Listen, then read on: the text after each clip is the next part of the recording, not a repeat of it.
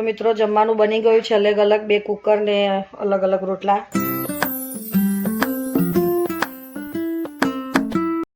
જય શ્રી કૃષ્ણ, રાધે રાધે, જય દ્વારકાધીશ, હર હર મહાદેવ. મિત્રો સ્વાગત છે તમારું મારા આજના નવા બ્લોગમાં.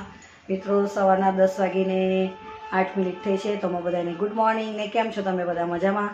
મિત્રો બધા મજામાં જ રહો, ભગવાન બધાની સાજા સારા રાખે, મારા દ્વારકાધીશ. તો મિત્રો ચેનલ પર ના હોય તો સબસ્ક્રાઈબ કરજો ને વિડીયો સારી લાગે તો લાઈક શેર કોમેન્ટ કરજો. તો મિત્રો આજે મને ઘાઈ બહુ છે ને એમ પણ લેટ થઈ ગયું છે, મોડું થઈ ગયું છે, કેમ કે આજે છે ને 2 શાક બનાવવાના છે ને અલગ અલગ રોટલા બનાવવાના છે. બધું તૈયારી કરી દીધી છે.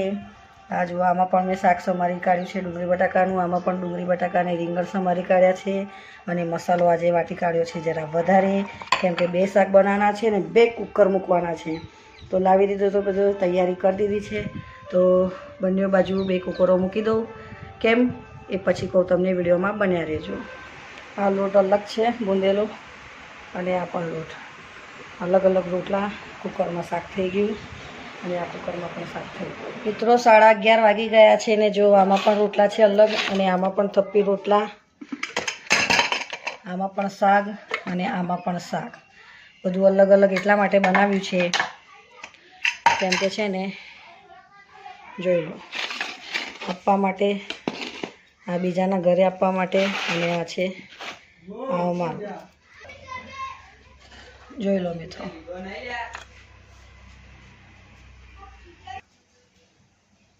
તો મિત્રો જમવાનું બની ગયું છે, અલગ અલગ 2 કુકર ને અલગ અલગ રોટલા.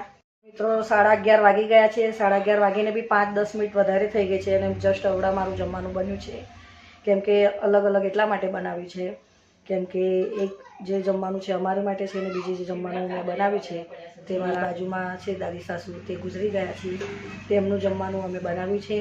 તો હવે એમને જમવાનું આપી આવું ને પછી અમે લોકો જમીશું, એટલા માટે મારે અલગ અલગ બનાવવું પડ્યું, એમનું પણ અને અમારું પણ.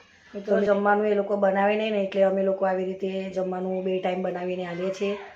એટલે હવે એ લોકો હમણાં ઘરે ગુરુવારે બેસવાનું છે. ના હોય તો સબસ્ક્રાઈબ કરજો ને વિડીયો સારી લાગે તો લાઈક શેર કોમેન્ટ કરજો. તો મળે નવા બ્લોગમાં.